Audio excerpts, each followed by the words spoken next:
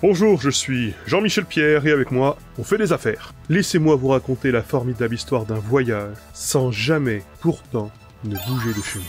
Boucle ta ceinture, Arthur. Grâce à NordVPN, sur cette chaise, je peux voyager à travers le monde et contourner les géorestrictions. Je suis internationaliste, vous le savez bien. Et même si tout le monde n'est pas d'accord avec cela, je dors tranquille. NordVPN c'est aucun log, aucun registre d'activité de conserver, jusqu'à 10 appareils en simultané. J'ai pu regarder la cérémonie des JO depuis Jersey. Avec NordVPN, vous pouvez également retrouver la protection anti-menace pour, en plus, garantir une protection contre les trackers ou sites malveillants. Et si vraiment vous voulez l'intégrale, profitez du pack avec NordPass pour gérer tous vos mots de passe, en générer automatiquement et ne plus vous prendre la tête pour les retenir, et avec NordLocker pour disposer d'un téra de cloud chiffré de bout en bout.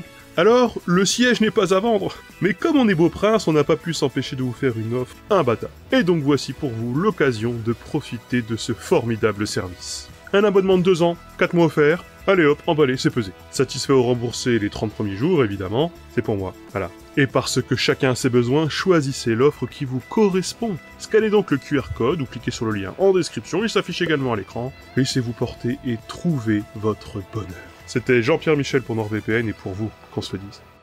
Nous sommes au mois de juillet, en tout cas au moment où je tourne, et quelle surprise, l'Académie vient de publier sur son site ses dernières recommandations en bonne langue française dans sa rubrique Dire, ne pas dire. Alors pour rappel, cette rubrique permet de connaître le sentiment de l'Académie française sur les fautes, les tics de langage et les ridicules le plus fréquemment observés dans le français contemporain. Cette phrase n'a pas vraiment de sens à mes yeux, mais c'est vraiment ce qui est écrit sur leur site, et oui, dans ma tête, ils parlent un peu comme Marine Le Pen. Alors, ça fait longtemps, ne boudons pas notre plaisir, checkons ça ensemble. Évidemment, vous connaissez la chanson, l'Académie trie ses signalements selon que le délit relève d'un emploi fautif, d'un emprunt ou d'une extension abusive de sens.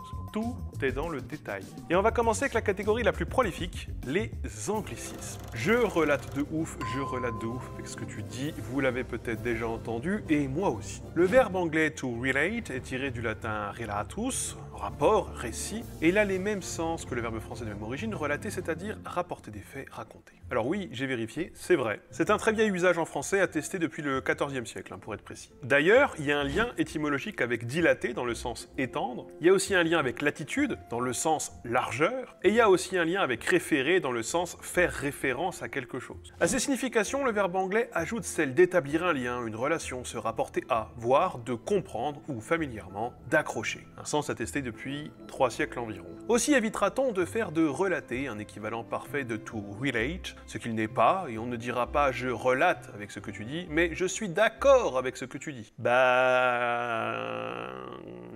Non, ce n'est pas la même chose du tout, en fait. Relater, comme anglicisme francisé, ce n'est pas raconter une histoire, en effet, mais ce n'est pas non plus être d'accord. C'est comprendre et compatir à la fois. Parce que quand vous relatez avec ce que quelqu'un vous explique, c'est que vous avez vécu quelque chose de similaire, ou en tout cas que vous vous identifiez. Et donc quelque part, vous signifiez à cette personne que vous comprenez ce qu'elle dit parce que vous pouvez vous mettre à sa place. Vous êtes même peut-être passé précisément par ce qu'elle décrit. Et donc c'est pas juste être d'accord ou ok, quoi. Enfin, c'est vraiment pas la même chose. Le problème, c'est que c'est déjà super dur de trouver des filles intéressées, surtout quand on a du mal à lire ce genre d'infos chez les gens comme c'est mon cas.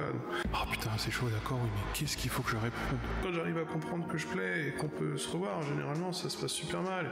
Parfois ça se passe super bien. En vrai, je relate de ouf, mais bon, la bonne langue, tout ça, c'est important, et l'Académie, ils sont carrés, ils s'y connaissent, ils ont publié leurs dernières recommandations. Du coup, je sais pas quoi répondre. Elle se comporte vraiment mal avec les serveurs, elle me hurle dessus sur des désaccords, elle fond en larmes en parlant de son ex, qu'elle appelle encore mon chéri. Oh, j'espère qu'il sentira que je me sens super concerné par son récit, j'ai vécu moi-même la même chose, en plus il a besoin de soutien. La fille est sympa, mignonne, drôle, on passe un bon moment, mais ça ne dure jamais. Quand ça arrive, souvent, elle me recontacte pas après. Bon puis merde, soyons clairs, soyons dans la bonne langue, c'est le meilleur moyen d'être compris. Je me fie donc aux recommandations des grands sages du Conti, j'ai le mot adapté à la situation. D'accord. Bah non, ça ne marche pas. Alors pour la petite histoire, c'est pas un post que j'ai écrit moi, ça vient d'un vrai post d'internet où une vraie personne a répondu « Je relate de fou ». Voilà, on est plus vrai que nature ici, et vous voyez bien que si jamais je remplace cette réponse par une autre, non, ça ne marche pas. Pour du coup, recommandation numéro 1, poubelle. Bon, numéro 2, un emploi fautif. Il ne faut pas dire un avertissement extrêmement grave. Il y a peu, des Parisiens, et particulièrement ceux dont les habitations ou les bureaux sont riverains de la Seine, ont reçu des autorités en prévision des Jeux Olympiques un avertissement extrêmement grave. Alors attention, je passe en mode check news.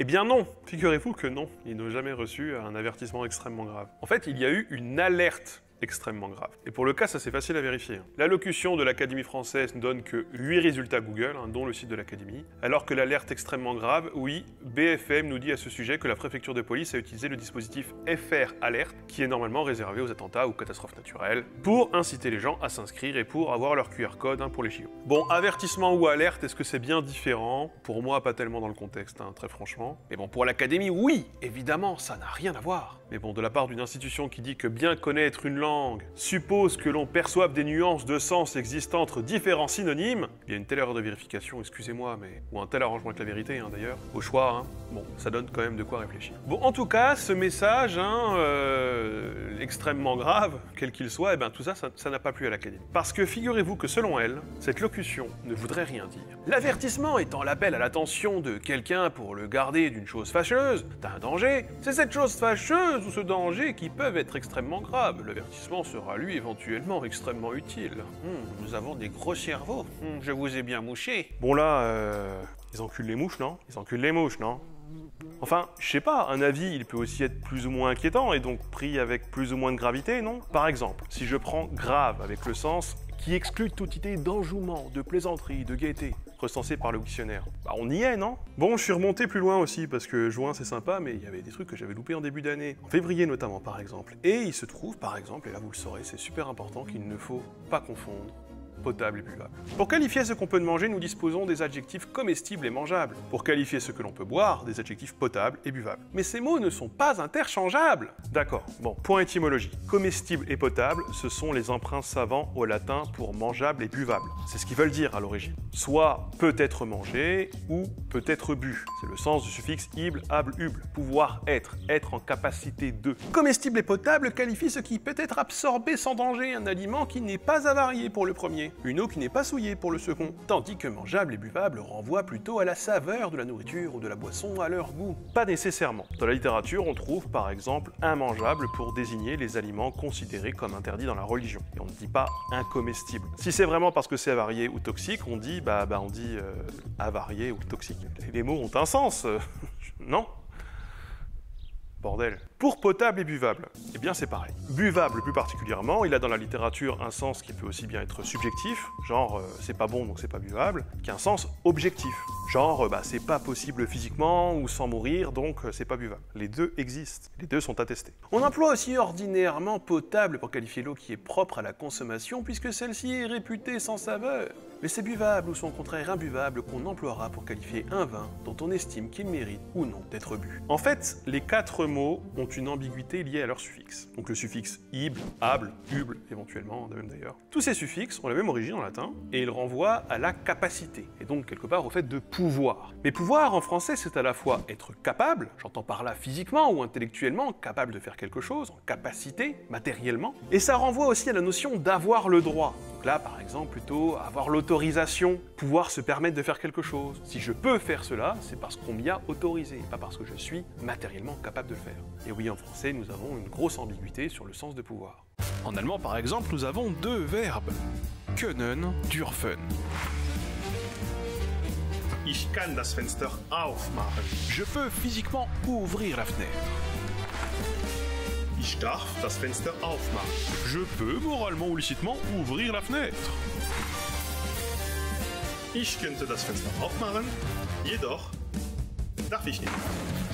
Je pourrais physiquement ouvrir la fenêtre, mais moralement, je ne peux pas. L'Académie essaye donc de cantonner la capacité objective aux emprunts savants du latin, comestible et potable, et la capacité subjective aux dérivations régulières, mangeables et buvables. Sauf qu'en réalité, si effectivement comestible et potable sont moins courants, plus figés, donc plus utilisés dans un contexte solennel, littéral, et donc il y a un aspect toxique ou impérieux, les mots buvables et mangeables ont aussi, en plus de leur sens subjectif, un sens objectif. Ils sont à la fois utilisés pour désigner des choses mauvaises et toxiques et impropres à la consommation et physiquement impossibles d'être consommées. Genre le gel hydroalcoolique, c'est pas mangeable, c'est pas comestible non plus, c'est pas potable, c'est pas buvable non plus. Par ailleurs, le sens potable a aussi un sens familier assez large. On le dit de quelque chose de moyen, moyen plus, ok, acceptable. Ouais, cette vidéo est potable, je vais mettre un pouce bleu. Et donc un vin, eh bien il peut être plus ou moins potable, oui, il peut. De toute façon, là, on tombe clairement dans un gros classique de l'académie. Les sens ne peuvent pas, selon sa logique, avoir des recoupements. Il faut forcément trouver des artifices, des logiques en dehors des attestations écrites ou orales de l'usage, pour cantonner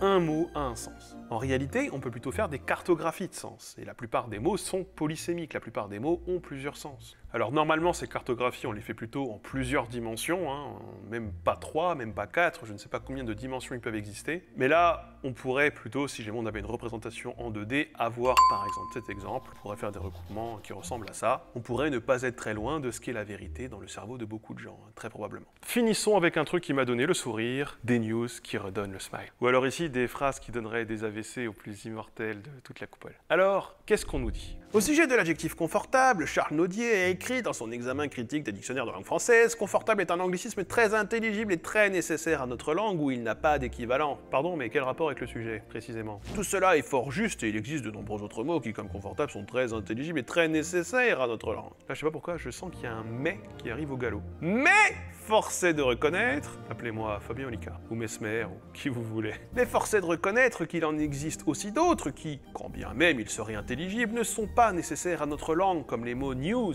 et smile, qui voisinent dans l'expression des news qui rendent le smile, et qui auraient avantageusement pu être remplacés par nouvelle et sourire. Alors, deux choses. La première, confortable, d'où c'est vraiment un anglicisme. Alors oui, il aurait été pris au XVIIIe siècle de l'anglais comfortable, je ne maîtrise pas la prononciation anglaise du XVIIIe siècle très bien. C'était il y a 250 ans quand même. Mais bon, ce qu'on sait, c'est qu'en anglais, eh bien, le mot vient lui-même, et c'était pas dur de deviner vu sa tronche, du français confortable. Donc c'est pas le plus exotique qu'on ait pu partager ou pu récupérer avec l'anglais. Il y en a plein d'autres, dont j'ai d'ailleurs parlé en short sur YouTube, si jamais ça vous chauffe. Le slip, ce formidable truc que plus personne ne porte, à part les enfants et les personnes âgées. N'hésitez pas à aller les voir. Et puis, confortable et transparent dans sa construction. C'est qui peut donner du confort, qui peut conforter. Donc bon, on a compris, le bon anglicisme, c'est celui dont on ne pourrait jamais dire qu'il en est vraiment un, et qui en fait en est un, mais pas tout à fait non plus. La deuxième chose, c'est que c'est presque devenu un trope cette phrase. Une ref, un mème. J'ai pas trouvé l'origine avec certitude, mais ça a été repris à pas mal d'endroits sur internet, et donc il y a tout un sous-texte, tout un lore qui vient avec, et pas juste dire hors contexte qu'on est content. Des news qui donnent le smile.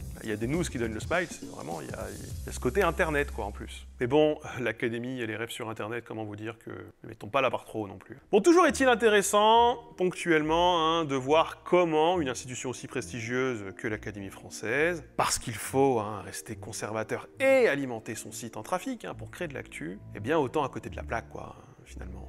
Plus le temps passe et plus j'analyse ces billets comme j'analyse une partie des articles du Figaro. Ce ne sont pour moi pas des rapports d'expertise, ce sont plutôt des espèces de synthèses, de discussions, peut-être endiablées, qui sait, qui ne sont pas particulièrement de très haut vol intellectuel et qui sont peut-être plus à assimiler à de vulgaires posts de blog, des billets d'humeur même quelque part, parce que bon, faut bien maintenir un minimum de taux de visite mensuel, continuer à exister, plutôt que se casser le cul à vérifier ses infos et à produire du contenu de qualité. Il faudrait quand même pas sombrer dans l'oubli, et puis il faudrait quand même garder les quelques réacs qu'on a, quoi. C'est important.